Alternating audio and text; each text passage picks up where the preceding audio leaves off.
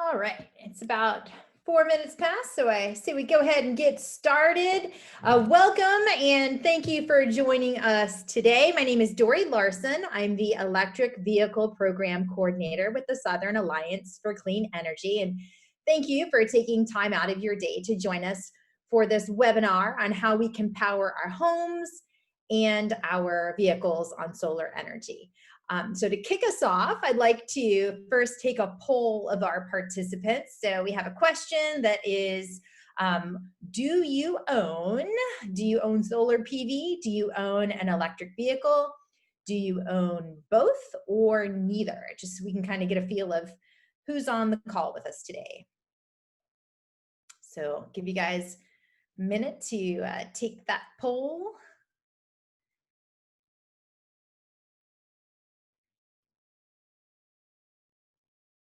So you should be able to just click right on it and get some answers. Kyle, will it show us the results right away, or are you gonna put the results in our chat box? Yeah, once I end the poll here in a second, I will share the results. Perfecto. And I also wanted to remind everyone that if you have questions that come to mind as we're talking today, then please put them in the chat box and we will have a Q&A session, get all of those deep, puzzling, pondering questions answered for you. Wow. All right. So if you guys are on the phone and you can't see, the results are that 5% of us have solar PV, 15% have an EV, 20% have both, and 60% have neither. So that is good to know. All right. Well, now I would like to introduce my co-host for today's webinar, the lovely Julia Herbst with Solar United Neighbors, and I'm going to hand it over to her so that we can let her lead us and guide us in learning all about rooftop solar. So thank you, Julia. Great. Thanks, Dory. Thanks, everyone, for joining us on your lunch break. So we'll have we'll talk about PV, EV, and what those mean and how they go together like peanut butter and jelly for your lunchtime here. I am the Gulf Coast Program Coordinator for Solar United Neighbors, so I'm busy all the way down from Collier County up into the Panhandle. So next slide, Dory will be a command center here and we can get you going. A little bit about Solar United Neighbors, if you're not familiar with us, if you came through SACE or electric vehicles, we are a national nonprofit. So we're not gonna be selling you parts and equipment today, so that's a really safe space to be. We began in 2007 and we really find ourselves as a people-based organization. So we are looking as a community of people building a new energy system. We like to think of rooftop solar at the cornerstone. So we're a very large network and we are committed to solar homeowners, education, consumer protection, and advocacy. Next. We have grown from our beginnings in 2007 in the DC area to a national nonprofit where we have active field state. We're active in 11 states and the District of Columbia. This is really our core mission. It's very simple and straightforward, and it's a cycle. We help people go solar, we help them join together and fight for their energy rights. So anywhere along this line, it looks like not a lot of you have rooftop solar, so that'll be a great introduction to you today, to our organization. Some of you are joining because you just want to be with like-minded people. You're welcome there. And we have a lot of advocacy and energy democracy issues because we really, truly believe sincerely that a clean energy system should benefit local communities right away and long-term and direct those savings back to the local communities. Next slide. So from those beginnings in neighborhood, grassroots, District of Columbia, we have grown nationally and certainly to the Florida, the Sunshine State. We are the largest state in our network with lots of co-op installations, lots of people in our network and education. So we began with some volunteers who wanted to follow that co-op model in the state of Florida there. And we have grown to see some of our impact in our statistics here. So we have a lot of experience with co-ops. We've got a lot of megawatts, 17 megawatts installed on distributed solar, over 1,700 homes we've helped. lots of jobs, lots of CO2 environmental impact here. So we're going to touch briefly on this, but we still like to see we're more than panels on roofs. We're about people with panels on the roof. So let's talk about how some of those impacts take place. Next. So we're talking about solar power. Most of you are familiar when you think of solar energy, you think of panels, and that's where the PV comes in. So photovoltaic is when we're talking about PV, is really converting sunshine into electricity. The panels are these sandwich of silicate and glass. What's great about solar power is it's here and it's now. We do not need to wait for newer technology. It's local and global at the same time. So it's a real joining technology. It's here geographically and it's here in time. So we're just going to go over briefly some of the equipment and put the systems together, and we'll get on to how electric vehicles connect with that next. Okay, so some of the parts, and we cover all of this information in one of our info sessions. We have one coming up Thursday night. There's a lot. We'll share an events page with you. But we're really talking about the solar system components having a panel, which is also called a module. These are put together, and that's called your solar system or your array. They can be on your roof. They can be ground mounted as well. We'll help you with orientation and sighting. There's lots of other equipment that's important to understand when you're considering rooftop solar. The electricity that's generated from those panels is a direct current or DC current. So that needs to be converted to AC current for your home to use.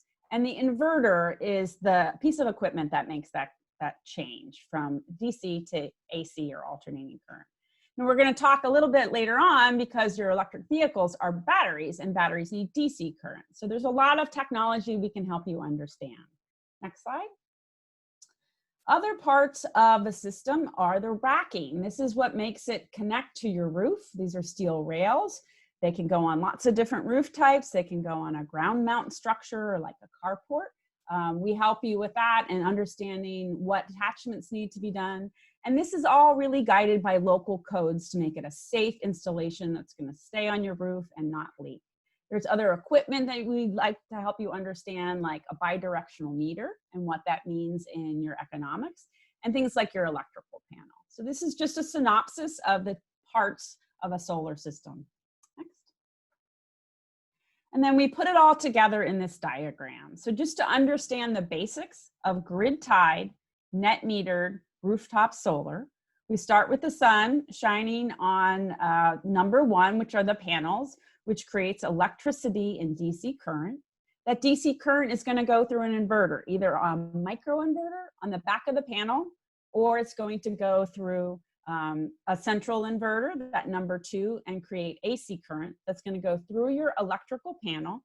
And if you're home and you need electricity, that's where your savings begin. You're using your homegrown generated clean electricity to power your home.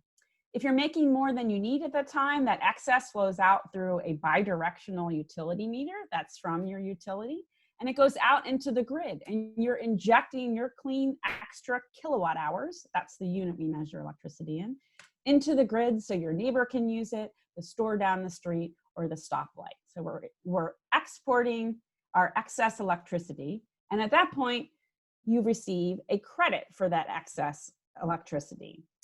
In the state of Florida, investor-owned utilities like Duke and FPL and TECO and Gulf Power will give you a credit one-to-one on that retail rate for that excess electricity. So you can use it later on at night, or when you're not producing enough, you can use up those credits and they roll over month to month. So that system of importing and exporting from the grid, along with taking advantage of your own little power plant on your house, is how solar works in a net metered system. Next slide.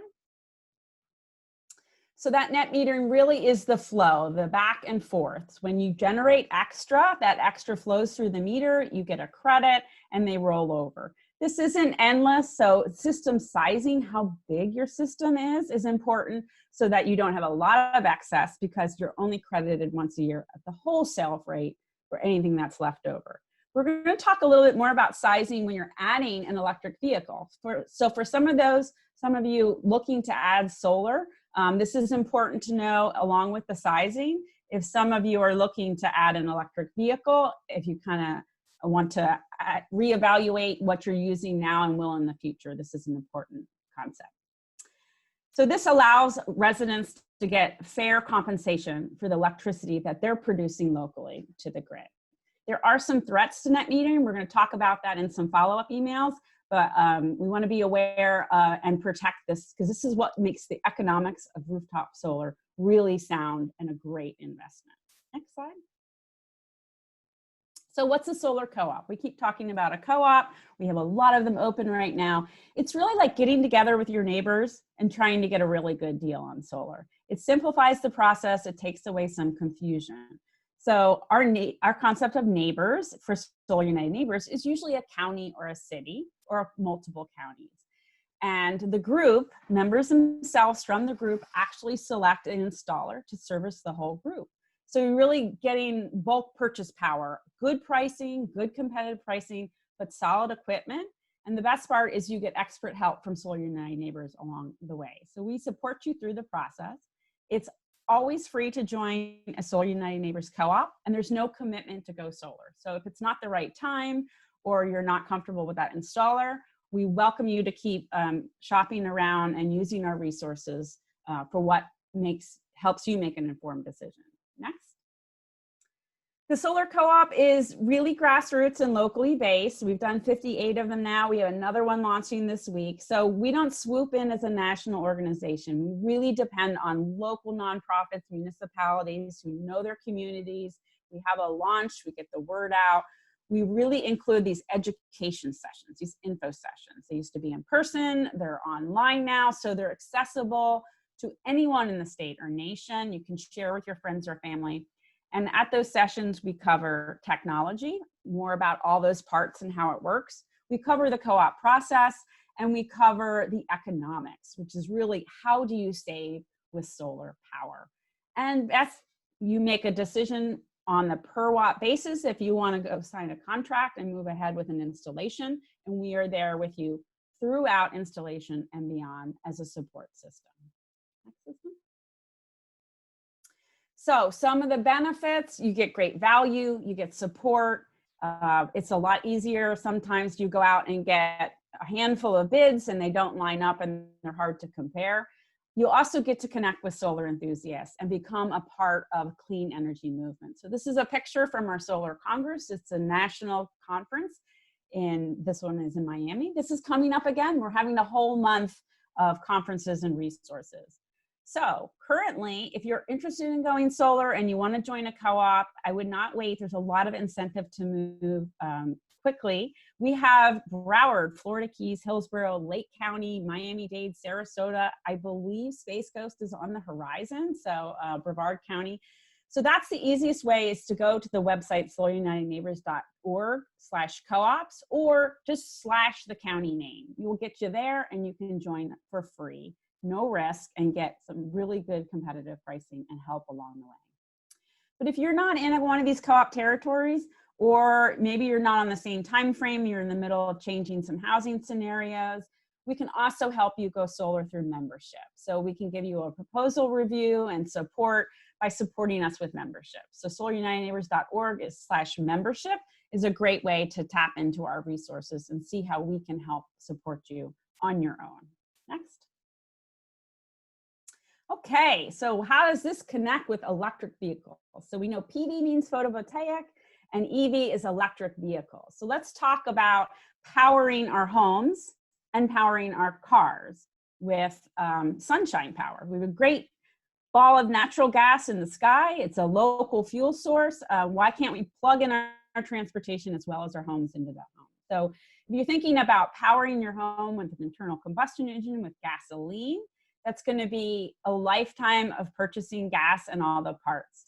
When you have rooftop solar, you can literally plug your car into the sun. So what does it take when you're considering EVs with your PV system? Next slide. Solar United Neighbors is a support. So sometimes we have electric vehicle offerings in our co-ops. We also have some web pages. We've actually developed sort of a one page on how do I size my solar if I want to add an electric vehicle. So we're Dory's going to go over this a little bit more, but we have a one-pager that I'm going to drop in the chat soon for you as well. And here's how it works. Basically, you're going to consider the electricity, your fuel, and how far you're driving. So that electric car, you want to consider how much do you drive in a year? And then there's some calculations we're going to go over on the next slide. But here is a conservative synopsis. For how much solar capacity in kilowatts you would consider adding to your home's needs to power an electric vehicle for a year. So you can see some of the range. If you're driving 12,300 miles a year, could be even a little more with these conservative numbers, you want to consider adding 3 kilowatts to your system at home. We'll go into some details there. So you really want to look at your driving behavior, your vehicle specifications, and then also, are you charging at home? You know, we've all had changes in our transportation behavior with COVID. We're home a lot more. So what is that going to be in the long term? And all solar installers are well equipped to discuss this with you too. But for those of you who want to get in the nitty gritty, I'm just going to go to the next slide and I'll just touch on how we get on this formula and we'll repeat it again in Dory's. So just like miles per gallon for a gas powered car, you're going to consider miles per kilowatt hour. That's the unit of power, so of electricity. So you want to take how many miles are you going to travel each year in your electric vehicle? And then how many miles per kilowatt hour your car gets. There's that should be on your car's information. There's a website there, fueleconomy.gov. That's a good place to get resources for those formulas on how many kilowatt hours are needed to go those miles. So you'll take that amount, you'll divide the number of miles that you drive per year by those kilowatt hours. Then there's a little bit of a conversion because like we talked about with the current before, there's a little bit of loss when you're converting DC, AC, AC, DC for DC for the battery. So there's typically 10 to 15% loss. So we need to up the numbers that we need for charging that car battery. And then you can work, there's a conversion, it's about 1.4 for 1 kilowatt equals how many kilowatt hours. So you can use that formula to determine if I need this many kilowatt hours in a year to power my car, how many kilowatts do I need to add? So if you just go back one slide, Dory, this is just a synopsis in general, and then go forward, and this is the formula on how we get there. So I'll drop our one pager that's available if you want to work more on this. And you can also visit solarunitedneighbors.org/EVs. The next slide. So really when we're thinking about, we're going to hear all the benefits of an electric vehicle. When you drive an EV and go solar, your charging is really on the house. You're really plugging your car and your home into the sun. So great long-term investment, great savings, and we want to help you get there. So thanks a lot, and take it away, Dory. All right. Thank you, Julia. Very enlightening. So I wanted to introduce our organization. If you're not already familiar with us, the Southern Alliance for Clean Energy is a nonprofit membership organization dedicated to promoting responsible energy choices to ensure clean, safe, and healthy communities throughout the Southeast. And as a membership organization, we would like to acknowledge and thank our amazing members for their support. SACE's broad electric transportation work is housed under our Electrify the South campaign, and Electrify the South engages local and state governments, utilities, and consumers in Tennessee, North and South Carolina, Georgia, and Florida to advance electric transportation. So why are we talking about electric vehicles? A lot of people don't realize that the transportation sector is now the largest source of carbon dioxide pollution in the United States. And EVs are a perfect way to address that problem. But when we're talking about an EV, it's important that we are all on the same page and using the same lexicon. So when we're looking at cars and we're talking about electric vehicles, we're talking about cars that take electricity as a fuel source. So while hybrids are a better alternative to traditional cars like a Prius, and they have better fuel efficiency, they're only fueled by gasoline. Whereas a plug-in hybrid electric vehicle takes electricity and it also can take gasoline. And then obviously a pure electric vehicle only takes electricity as a fuel source. So why would somebody want to go electric? The average purchase price of a new electric vehicle is about $41,000.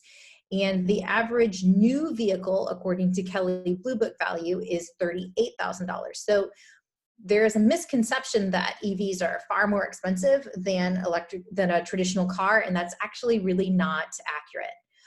Plus that couple $1,000 upfront cost that's a little bit higher with an EV is recouped quickly because fueling an EV is substantially less than a traditional vehicle, and EVs have lower maintenance costs. So when you're driving a gas-powered car, it costs about 10 cents per mile. And that's assuming you're getting 23 miles per gallon and gas costs $2.25. When you're driving electric, it costs about 3.5 cents per mile. And it's actually only about a penny per mile with electricity from rooftop solar. With fewer moving parts, EVs require less maintenance than traditional internal combustion engine vehicles, and with no oil changes. So that's a big plus.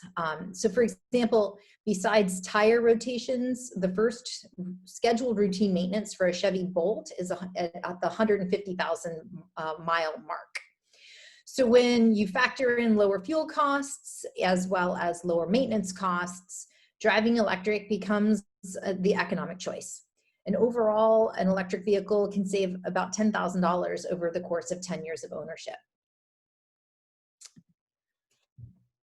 So EVs are also far more efficient, and I want to talk about that. So electric vehicles convert about 80% of the electrical energy that comes from the grid to power the wheels and actually make the wheels of the car turn. Whereas a conventional gasoline vehicle only converts about 20% of the energy stored in gasoline to power the wheels. So EVs are more efficient, and a lot more efficient. The average fuel efficiency in the US is about 25 miles per gallon. And the average fuel efficiency for most electric cars is over 100 miles per gallon electric.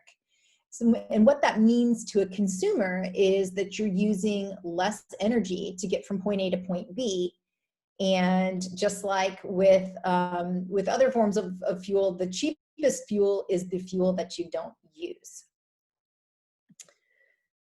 And because EVs are more efficient, they have fewer greenhouse gases being generated.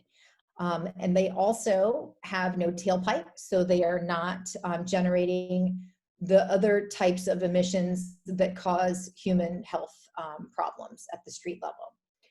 Today, so this map is from the Union of Concerned Scientists, and it's showing that today an average EV on the road has the same greenhouse gas emissions as a car getting 88 miles per gallon. And there's obviously no car on the market that's getting 88 miles per gallon.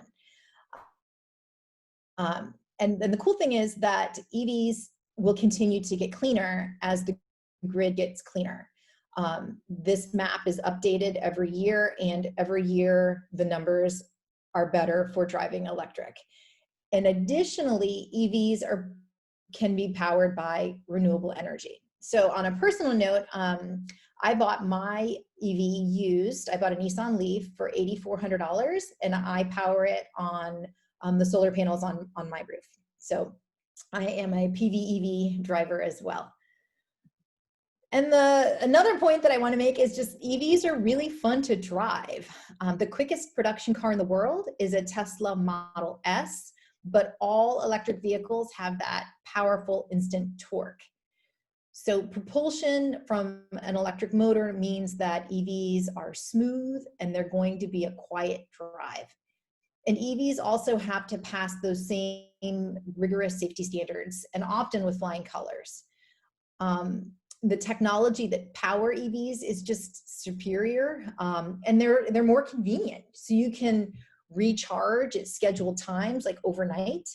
And also in this, landscape of COVID, it means you don't have to worry about going to the gas pump and touching dirty handles at a gas station.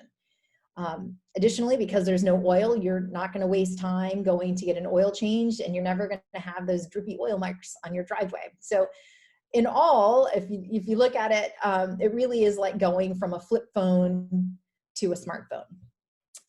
And while we are talking about EVs, I wanted to talk about how you charge your EV. So the first way is called trickle charging. It's basically an extension cord that plugs into a regular 110 outlet and then plugs into the car. And it adds about 5 miles per hour. So it's not a quick recharge, it's slow. But if you charge overnight, it will most likely replenish what you have used in that day. I drove my electric vehicle for over 2 years before we decided to upgrade to level 2 charging, which I'll talk about next. So for 2 years, I just plugged into the wall overnight and let my car recharge like that. But the second way to charge your EV is called level 2 charging, and it adds about 25 miles per hour. It depends on how many amps are going to the charging station. These are the types of charging stations that you find around town. And like I said, some folks choose to install them in their home, and we're going to hear more from our EV PV drivers about that in a bit.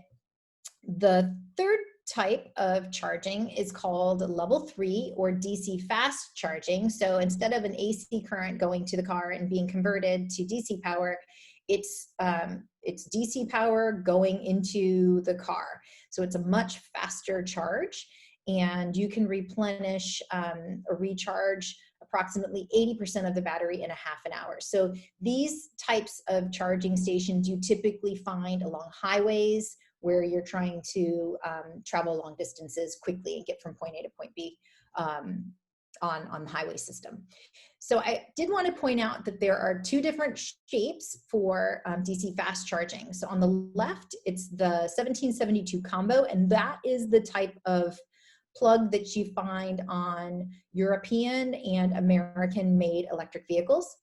And the plug shape on the right is called CHAdeMO, and that is what you'll find on most Asian market vehicles, like my Nissan Leaf.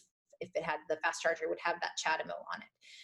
Nissan has actually decided to start phasing CHAdeMO out. So more and more going forward, we will see the J1772 combo, or CCS combo is what they also call it, be the primary type of fast charger that you see. And then one other wrinkle is if you have a Tesla, for level 1, level 2, and supercharging, so that's the DC fast charging, they call it supercharging, it has the same shape outlet. So that is what it looks like, the plug that goes into the car for all 3 levels of charging with the Tesla. And I also wanted to point out the state of the EV market. So auto manufacturers started making EVs to hit emission reduction mandates that were imposed by zero emission vehicle states like California.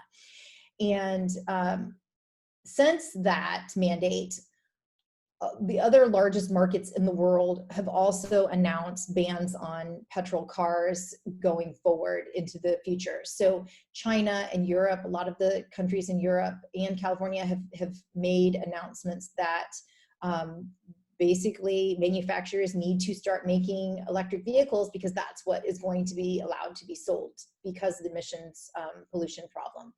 So the writing's basically on the wall. So looking ahead globally, you can see these massive capital commitments from automobile manufacturers as we transition to an all-electric future. And there are 500 different EV models that are expected to be available by 2022, including many models of trucks. So it's coming, and it's coming quickly. Lots of different choices for consumers. So today in the US, there are over 50 models that are available. with more variety and lower price models to choose from. So many consumers are going from EV curious to EV ready. And I'm going to put a link in the chat right now. That is a link to the Plug-in America's page called plugstar.com. And what, actually I'm going to put the link in for their models. And what it does when you go to plugstar.com is you can put in your zip code, and then it shows all of the models that you can purchase in your state or in your area. And I also wanted to point out that there are many more used EVs in the market than ever before. Like I mentioned, I purchased mine for under $10,000, and there are quite a few to be had. Plus, I wanted to point out that for many models, they still qualify for federal tax credits of up to $7,500. So it's based on the number of automobiles that the manufacturer has sold, and it starts to sunset once they've reached 200,000 cars. So not every manufacturer still is available for you to take the tax credit, but many, many are. There's also a federal tax credit for installing an EV charging station to power your EV. Plus, some of the utility companies in the state of Florida have rebates and credits. So make sure that you look into that. And then I'll just wrap up by saying that I would invite you, if you haven't already, to stay connected with us via our social media channels, our Facebook, Twitter, and Instagram. Also join Electrify the South mailing list to stay current on our EV events and to receive updates via our monthly newsletter. And then last, I want to make sure that everybody knows that National Drive Electric Week is coming up. So it starts on September 26th. It runs through October 3rd. And we have 3 events that we have planned during that week. And I'm going to add the link to those events in the chat for you as well right now. And at this point, I would like to hand it over to our first EV PV homeowner, Charlie Barron. So Charlie, if you would please take it away. We can't hear you, Charlie. Hi, everybody. So I just am up here in Atlanta, Georgia, and this is our Nissan Leaf. And I want to take the next 5 minutes to tell you how to make your EV power your house in an emergency. So I'm going to hand off the camera here to my trusty camera person and wife. Hi, y'all. So this EV is an amazing car, but it has a huge battery in it. Now, a lot of people think that they're going to need to use their EV. Use their PV on the roof of their house to power their whole house in an emergency. But unless you have batteries on your house, you won't get the power. So what people do is they hook up a whole big, like a Tesla Powerwall onto their house, and that gives them backup power. But it also costs a whole lot of money. You know, they're really expensive. And if you only need it for emergencies, well, there are other alternatives. Our Nissan Leaf has a great big 40 kilowatt hour battery, and that's about the same juice as 3 of those Powerwalls. And this down here, as you can see, I've got under the hood here, is a pure sine wave inverter. It's this big box here. And using just standard jumper cables, I can hook it onto the car, onto the 12-volt system of the car. And then up here, I'm going to turn it on. and the inverter comes on, and that gives me 110 volt power, which is good for power in your house. And so people go, wow, that's really cool, but does it really work? And the answer is that we actually put it to test. Hurricane Irma came through a few years ago in downtown Orlando, where I live, and it knocked out the power in our neighborhood for several days. I'm going to turn this off just so it doesn't overwhelm the camera. And so we didn't have power. We hooked this up, and we were able to power our refrigerator, our lights, fans, Wi-Fi, TV, computers, phone chargers. We had everything we needed.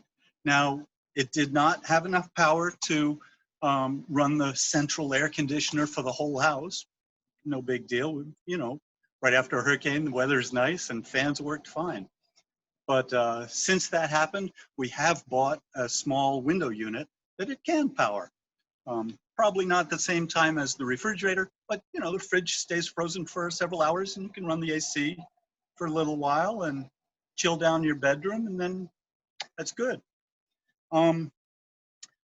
After 3 days of running our whole house that way that I just described, and about 10 miles worth of errands during the emergency, the battery on the car was only down to 48%.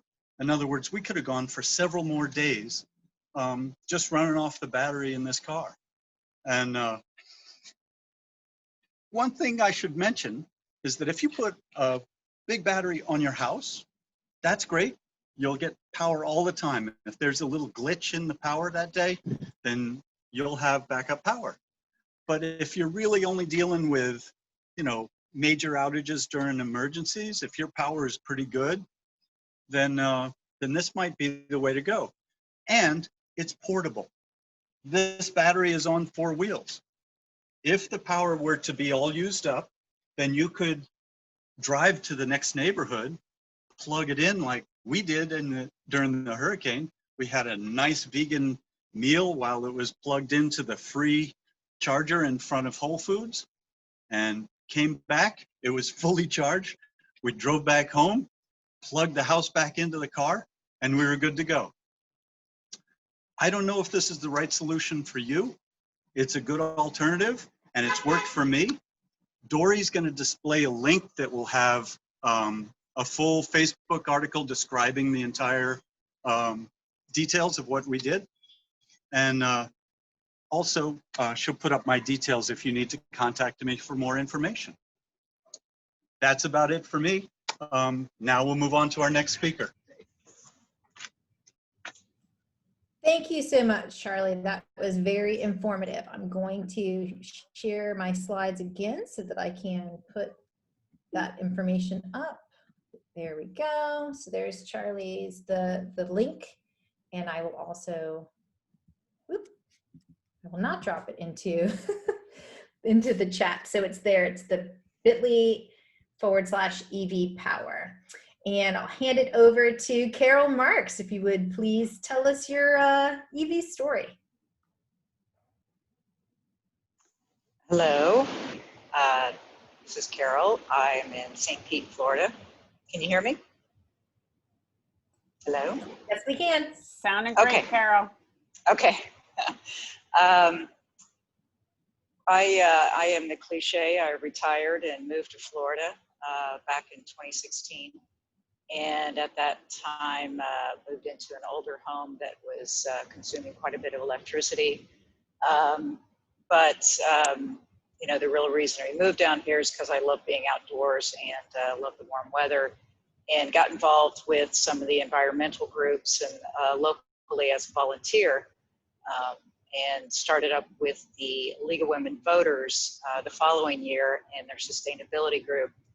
And at that time, we were putting on the first or second or third co-ops. You'll have to excuse me, Julia, and correct me on that, but we were supporting Solar United Neighbors put on those co-ops. And I learned a great deal in support of those co-ops. Repetition is a lot in my world, so I learned the ins and outs of the solar co-op and the installation of solar. As a wannabe environmentalist, I was quickly determined that there was very little I could do on a national level or a state level to make a difference. But the league teaches you that what you can't do nationally, you can do locally. And what I wanted to see was all of my neighbors in my city going electric, going with clean energy, and trying to save the environment. Of course, the financial benefits is also an upside of this. But my husband and I, through the co-ops, learned enough that we felt comfortable with it. We joined the winter co-op. I think it was the 2017-2018 winter co-op, and had our installation done on our home. We had 32 panels installed for just over 9 kilowatt system. Loved getting the bills in. That was $11.45, which Duke Energy is always going to get you for that taxes and fees each month, but it basically zeroed out our account each month. And shortly thereafter, we bought a EV also. And like Dory, we got the Nissan Leaf used for just over $8,000, had it delivered to our door from Doral in Miami. And love our EV, driving for free, basically plugged into our solar panels. So if you all have any questions about that process, using the co-op, and buying a used EV, because that EV in 2015 was just over $30,000, and we got it for $8,000 2 years later. That's the way to go, and have it delivered. We've got, we had really good experience with the co-op, but there's always questions as a homeowner that maybe you want to ask a fellow homeowner. So let me know. And next up is also a League of Women Voters Panhandle environmentalist, Mary Blackwell. Take it away, Mary. Good morning, everyone. And yes, it is still morning in the Panhandle because we're in the central time zone. And my first message to our last presenter is, when I retire, I plan to move north and drive real slow. So that's my plan. But in the meantime, I wanted to tell you about our solar story. As Carol mentioned, I'm affiliated with the Okaloosa-Walton League, and the State League had partnered with Solar United Neighbors to do solar co-ops. So that's what we did. We formed ours in July 2018, and I wanted to address this. People talk a lot about the mileage and the savings and all this. The question is why go solar? Why did we do it? And basically, we did it because we felt like it was the right thing to do. It saves money in the short run. Obviously, everybody talked about that, but it helps save the planet in the long run. I got 5 grandkids. I want to set a good example for them. I want to do my part to ensure that they have a decent planet to inherit. So like I said, we launched our solar co-op in July 2018 with the help of Solar United Neighbors. Could not have done it without them, without their expertise and assistance. Can't say enough great things about it. I want to stress to everybody out there who's listening, who's wondering how they can go solar, it can be very daunting if you're like me, and the most you know about it is that solar panels are rectangular black and typically go on the roof. You don't have to worry about that because basically Solar United Neighbors did all the heavy lifting. They set up our co-op's website. They were the presenters at our informational meetings that we held over the next 6 months while we were building our membership. They took care of everything. The competitive bidding process, they took care of preparing the request for proposal, putting it out for bid, and vetting all the bidders and then breaking out all the bids onto a spreadsheet, comparing apples to apples so that even I could understand it. And they also addressed all the priorities identified by the co-op members. So the best part of having a solar co-op is that there's no risk, no cost, no commitment. You just join. You go online and join. It's very simple. You don't incur any cost or commitment unless and until you sign on the dotted line with an installer to put panels on your roof. The other good thing is it's the co-op that selects the installer. Like I said, after Julia and her folks broke down all the bids, put it on a spreadsheet, 6 co-op members met right here in my house, and we had a big discussion. Julia led it. It was really a good meeting, and we selected our installer. And at that point, the installer contacts each of the co-op members individually, and they do an on-site visit, and then they prepare an individual recommendation for your home. And typically what they'll do is they look at your last year's electric bills, and they make up a plan to put as many panels on your roof as you'll need to replace about 80% of your electricity usage, your average electricity usage, because that's the sweet spot. 80%, you make your money back in, I think this average of about 7 years. But again, for me and my husband, it was not a question of money. We wanted to, we are getting the payback because of net metering, which I'm sure was already discussed, and we making our money back, but we just wanted to do it because we felt like it was the right thing to do for our planet and for our kids and your kids too. And the way it works with the co-op is once you got like 20, 25 people signed up, then Sun is the one who does the request for proposal. They send it out for bid. Like I said, they vet everything. They do all that hard stuff for you, but you get to select the bidder and you get to benefit from the group discounts when you go solar. And the whole process was pretty painless. And again, doesn't cost a dime unless you sign a contract to get solar panels installed. And yesterday I looked up our co-op numbers. We had 48 people join our co-op, and of those, 13 put solar panels on their roof. That's 27% of the members had projects completed. 4 were disqualified by the installer, and I assume that's because they had too much tree coverage over their house or their roof was too old. Your roof has to be at least 10 years young, or they won't put the panels on until you get a new roof. So it was really a great experience. It takes all the guesswork out. Now, maybe you live in my county or in a county that already had a co-op and it's done, but again, you can go to Sun, everything they have online, they can help you, they can step you through it. It's really, they make it painless. I would do it. And the other thing I wanted to mention, this has all been about EVs.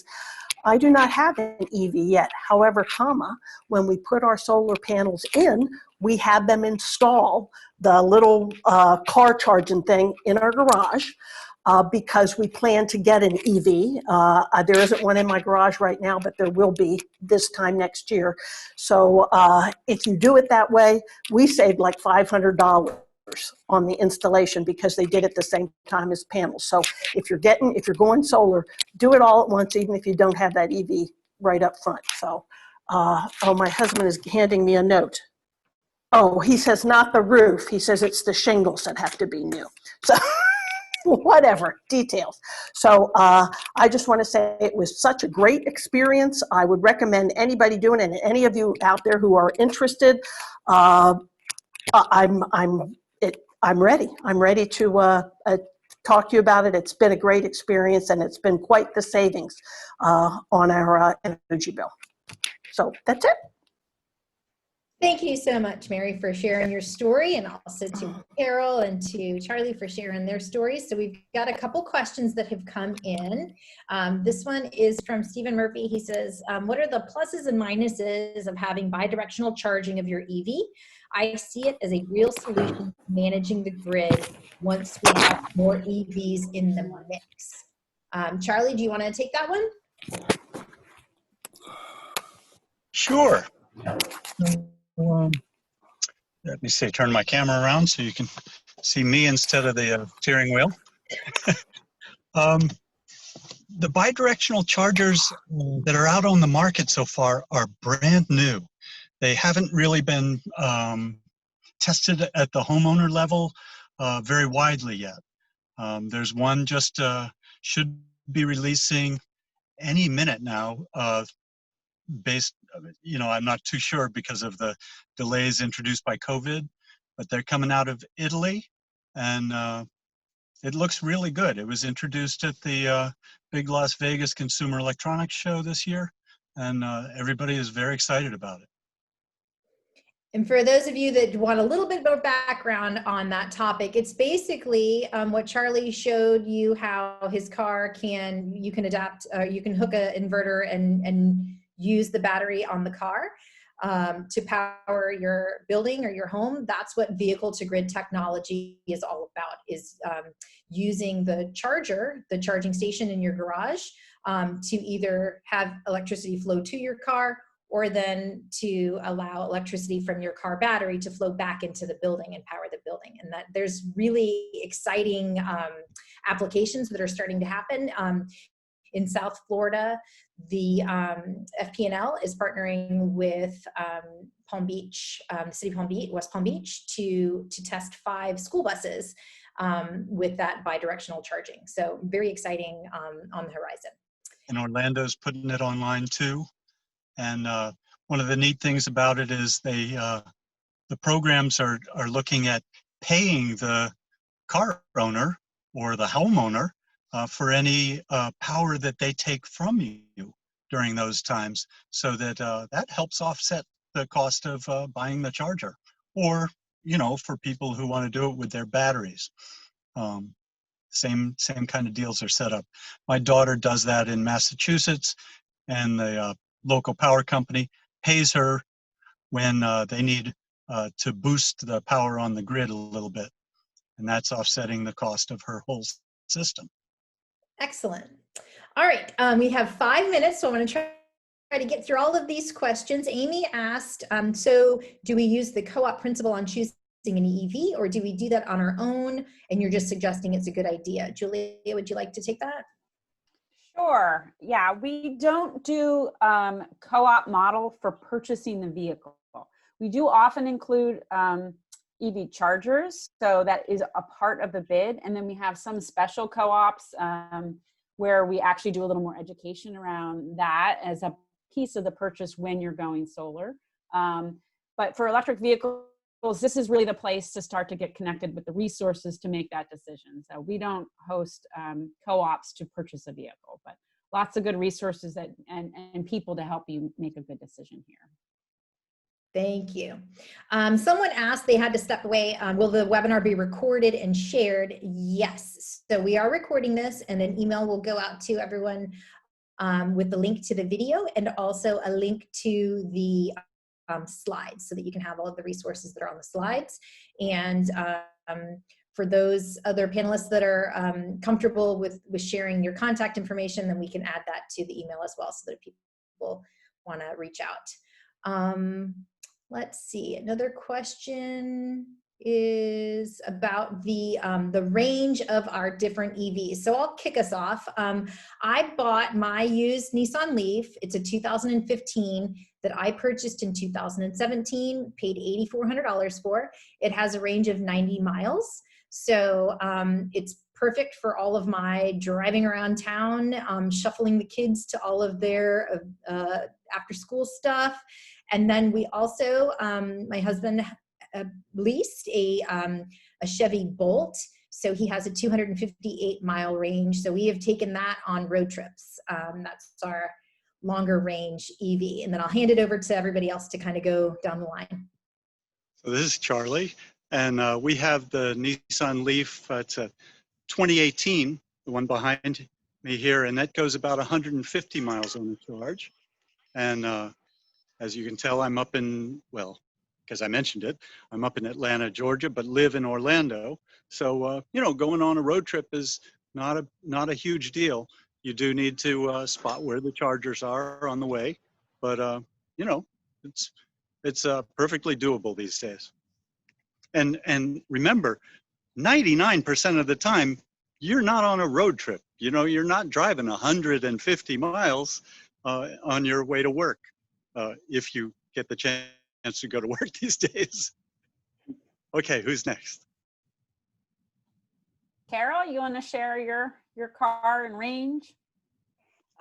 Same as Dory and Charlie there. We've got the Nissan Leaf.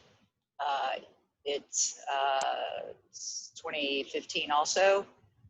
Full charge gets us about 84 miles when you first start it up.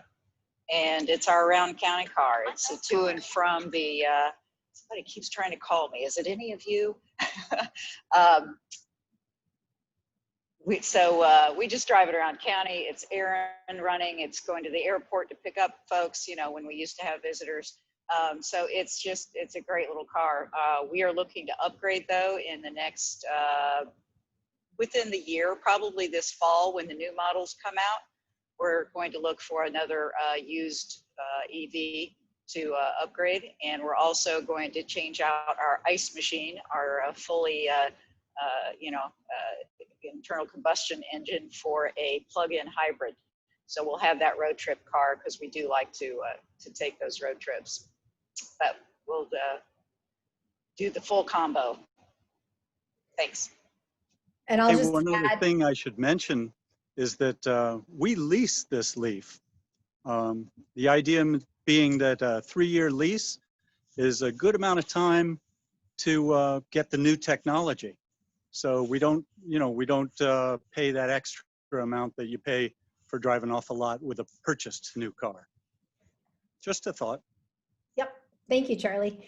And I will also add that with our company, Tesla Model 3, it has a range of 315 miles. So I have taken that car up to Knoxville and back with no problems at all. Very easy to navigate. And more of the batteries are getting larger as, that technology, the cost of the batteries is decreasing so rapidly that more cars are getting longer range as we go. So, all right. Well, I don't see any other questions in the chat, but I will put my contact information in. So feel free to reach out and contact if you have any questions. And thank you all so much for joining us today. Hope that it's been enlightening and you learned a little bit. And thank you again just so much for participating and being with us. And thank you to all of our guests. Thanks so much, Dory. Thanks, Take care, everybody. Dory. Thanks, everyone. Take care, Julia and Carol.